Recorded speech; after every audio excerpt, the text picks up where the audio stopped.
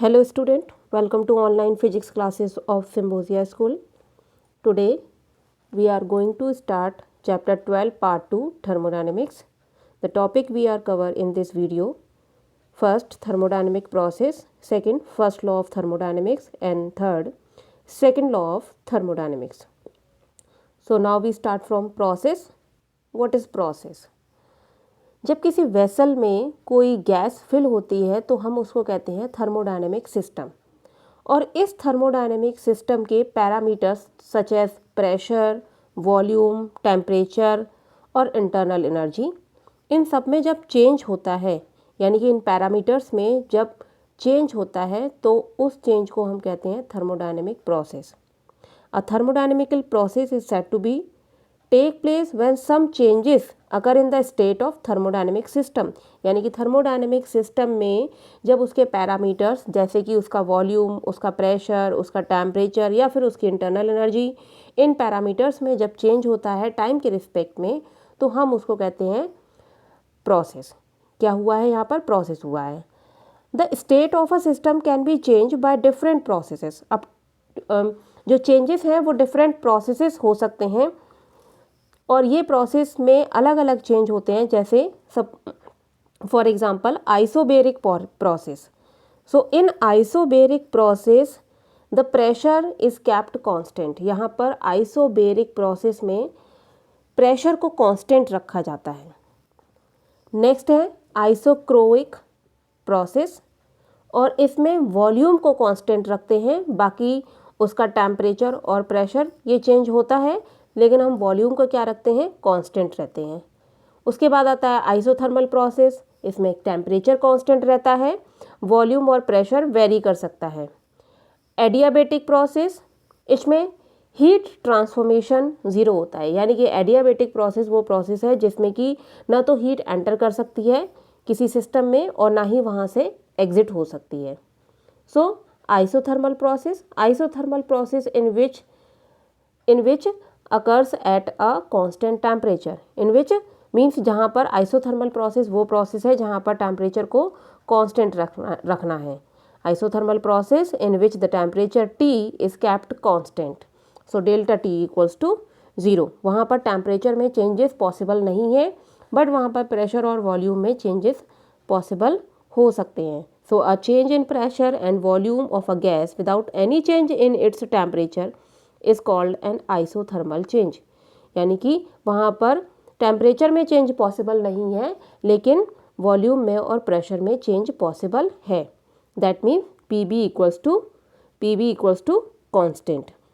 अब यहाँ पर आपको एक ग्राफ दे रखा है, इस ग्राफ में P और V में चेंज हो रहे हैं, यानी कि जैसे जैसे प्रेशर डिक्रीज हो रहा है वैसे वैसे वॉल्यूम क्या हो रहा है? वॉल्यूम इंक्रीज हो रहा है, वॉल्यूम बढ़ जा रहा है। देखिए यहाँ पर वैसे जैसे प्रेशर हमारा यहाँ से डिक्रीज हो रहा है वैसे वैसे वॉल्यूम जो है वो इंक्रीज हो रहा है, यानी कि ये P और V दोनों एक दूसरे के इनवर्सली प्रोपोर्शनल होते हैं। जब P बढ़ेगा तो V कम होगा और जब P कम होगा तो V बढ़ जाएगा। और यहाँ पर T को क्या रखा है? T को कांस्टेंट रखा है। Work done in isothermal expansion. So what is the work done in isothermal expansion? Isothermal expansion का क्या मतलब है कि टेम्परेचर को कांस्टेंट रखकर वो गैस जो है वो क्या कर रही है? एक्सपेंड कर रही है, एक्सपेंड हो रही है गैस। अब आप कहेंगे कि गैस एक्सपेंड कैसे कर सकती है? तो suppose a cylinder fitted with a movable piston. Suppose करो कि एक सिलेंडर जो है उसमें एक पिस्टन लगा हुआ है। एक सिलेंडर है हमारे पास और उस सिलेंडर में इस तरीके से एक पिस्टन लगा हुआ है, ठीक है, और ये पिस्टन आगे पीछे यानी कि ऊपर नीचे मूव कर सकता है। अब जब इसमें गैस भरी हुई है, इस कंटेनर के अंदर जब गैस भरी हुई है तो गैस अंदर से इस पिस्टन पर कुछ प्रेशर अप्लाई करेगी जिसकी वजह से ये पिस्टन के ऊपर की तरफ मूव करेगा।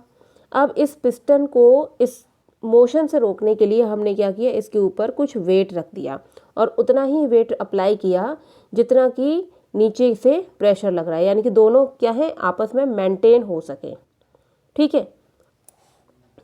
So consider 1 gram mole of an ideal gas enclosed in a cylinder with perfectly conducting walls and fitted with perfectly frictionless and conducting piston. ठीक है, अब अगर हम यहाँ से इन वेट्स को रिमूव कर दें, जब हमने वेट्स को रिमूव कर दिया तो गैस क्या होगी, एक्सपेंड होगी, और एक्सपेंड करके वो पिस्टन पर नीचे से प्रेशर अप्लाई करेगी। जब वो पिस्टन पर नीचे से प्रेशर अप्लाई करेगी तो पिस्टन ऊपर की तरफ मूव करेगा, इसका मतलब है गैस वर्क कर रही है। तो पिस्टन ऊपर की तरफ मूव किया और सपोज पिस्टन का जो स्मॉल डिस्प्लेसमेंट है वो कितना हुआ, dx। So we know that the formula of the work done dw equals to f into dx means work done equals to force into displacement। ठीक है, सो फोर्स को हम यहाँ पर प्रेशर और एरिया के टर्म्स में लिख रहे हैं। So f equals to p into A into D X. Now a into D X means area, here the a is the area of the piston. यहाँ पर a जो है वो एरिया किसका है, पिस्टन का एरिया है। So area into length, dx क्या है, लेंथ है, तो ये क्या हो गया, वॉल्यूम हो गया। So dw equals to p dv। From ideal gas equation for 1 mole pv equals to nRT, और अगर हम 1 मोल की बात कर रहे हैं then n equals to 1, then pv equals to RT। So यहाँ से p की हमने वैल्यू निकाल ली RT अपॉन v। अब इस p की वैल्यू को हमने अपने वर्क डन वाली इक्वेशन में यहाँ पर हमने पुट कर दिया। ठीक है, सो ये हो गया W equals to RT upon V dV। अब अगर इस गैस का वॉल्यूम V1 से V2 चेंज हो रहा है देन हमारी अपर लिमिट आ जाएगी V2 और लोअर लिमिट आ जाएगी V1। सो इसका जो सॉल्यूशन है वो आ जाएगा, RT आपका कांस्टेंट है, उसको आप बाहर निकालेंगे, 1 अपॉन V dV का इंटीग्रेशन करेंगे तो कितना आ जाएगा, log V आ जाएगा। सो ये आपका आ जाएगा W equals to RT log V, और इस पर आ जाएगी लिमिट V2 V1। इस लिमिट को आप सॉल्व करोगे तो ये आ जाएगा RT log V2 minus log V1। ठीक है, अब R की आप वैल्यू रखेंगे तो ये आप इसको सॉल्व करेंगे तो ये आ जाएगा 2.3026 RT log V2 upon V1। Minus को हमने किस में लिख दिया है, माइनस को हमने डिवीजन फॉर्म में लिख दिया है। So this is the equation of work done in isothermal expansion. Next adiabatic process. Adiabatic process means there is no transformation of energy. Energy transformation कैसा रहेगा, ज़ीरो रहेगा, या हीट ट्रांसफॉर्मेशन क्या रहेगा, ज़ीरो रहेगा। So adiabatic process is that in which change in heat of a system is zero.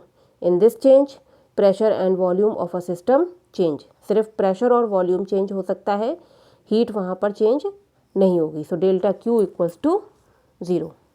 Isobaric process and work done. What is isobaric process? In this process, volume and temperature change with the time of the system, but we kept pressure constant. हमें pressure को constant रखना है। So work done in isobaric process means W equals to P dV, और dV को हम लिख सकते हैं V2 minus V1। So W equals to nRT। आपका जो आइडियल गैस इक्वेशन होती है वो क्या होती है, P V equals to N R T.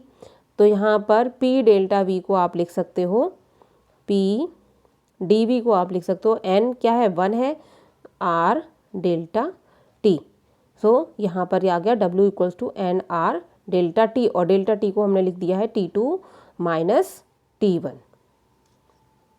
First law of thermodynamics. This law is simply the general law of conservation of energy as applied to heat energy.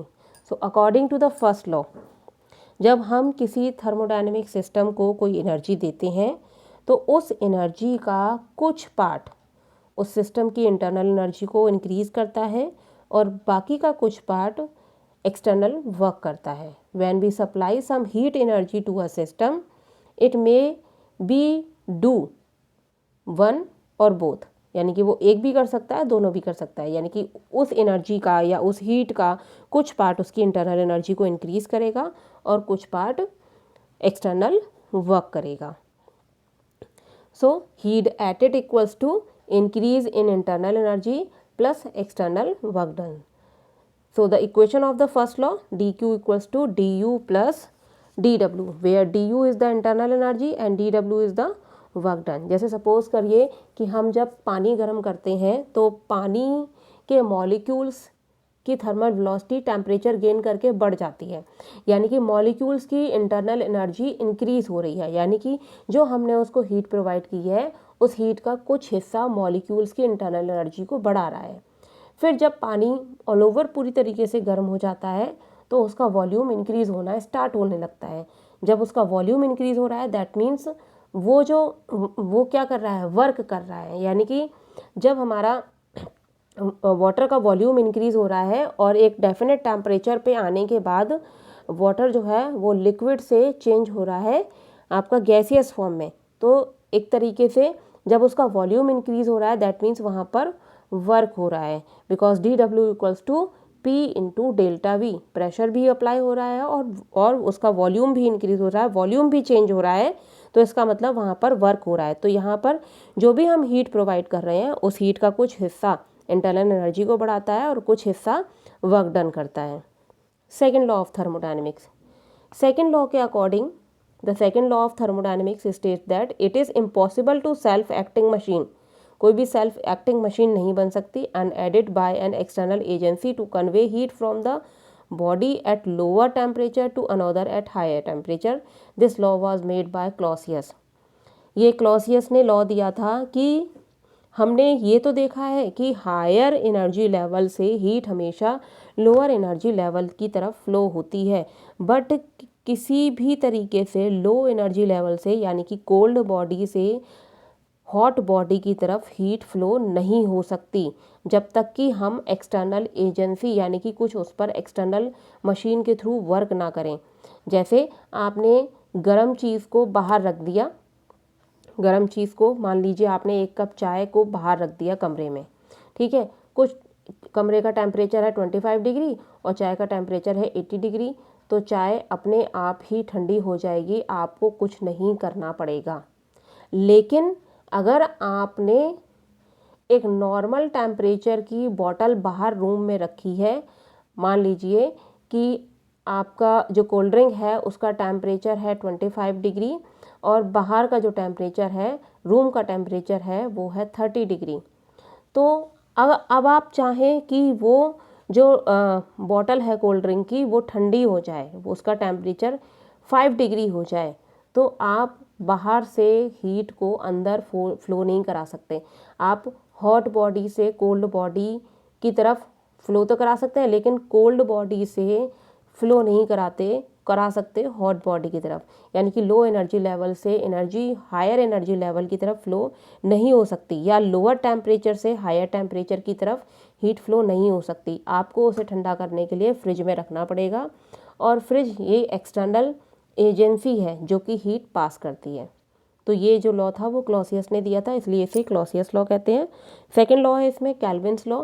It is impossible to drive continuous supply of work by cooling a body to a temperature lower than that of the coldest of its surroundings. ये impossible है कि हम किसी body को continuous supply means हम अगर किसी body को ठंडा कर रहे हैं तो हम उसमें बगैर किसी एजेंसी के या बगैर किसी एक्सटर्नल वर्क के हम उसको पूरी तरीके से ठंडा कर सकें, ठीक है, मीन्स हमें उसमें एक्सटर्नल वर्क करना पड़ेगा, बना किसी एक्सटर्नल वर्क के हम उसको ठंडा नहीं कर सकते हैं। तो ये आपका सेकेंड लॉ ऑफ थर्मोडायनेमिक्स है।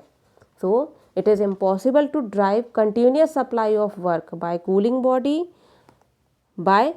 a body to a temperature lower than that of coldest of its surroundings.